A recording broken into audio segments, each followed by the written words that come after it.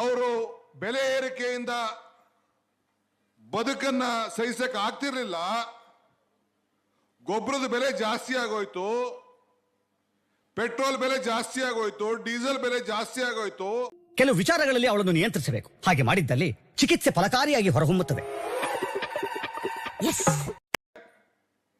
ರಾಮಲಿಂಗಾರೆಡ್ಡಿ ಅವರ ನೇತೃತ್ವದಲ್ಲಿ ಎಲ್ಲರೂ ಕೂಡ ಹೆಣ್ಣು ಮಕ್ಕಳೆಲ್ಲ ಫ್ರೀಯಾಗಿ ಬಸ್ಸಲ್ಲಿ ಓಡಾಡ್ತಾ ಇದ್ದಾರೆ. ನನ್ನ ತಾಯಂದಿರಿಗೆ ಗೃಹಲಕ್ಷ್ಮಿ ಯೋಜನೆಯಲ್ಲಿ 2,000 ರೂಪಾಯಿ ಮನೆ ಯಜಮಾನರಿಗೆ ತಲುಪ್ತಾ ಇದೆ. ಬರ್ತಾ ಇದೆ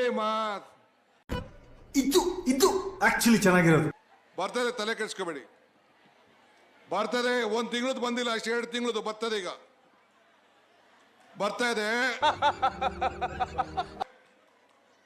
ಎಲ್ಲರೂ ಕೂಡ ಉಚಿತವಾಗಿ ಕರೆಂಟ್ ಅನ್ನ, ಉಚಿತವಾಗಿ ಫ್ರೀ ಕರೆಂಟ್ ಬಿಲ್, 0 ಬಿಲ್ ಬರ್ತಾ ಇದೆ ತಾನೆ? ಬರ್ತಾ ಇದೆ ತಾನೆ? ಅಕ್ಕ ನಿಂಗೂ ಫ್ರೀ ಅಂದ್ಬಿಟ್ರೆ ಆಗೋಯ್ತು. ಮತ್ತೆಪ್ಪ ನಿಂಗೂ ಫ್ರೀ ನಂಗೂ ಫ್ರೀ ಅಂದಂಗೆ ಇದನ್ನು ಹೇಳಿದ್ರು ಮುಗಿದಾಯ್ತು ಕೆಲಸ.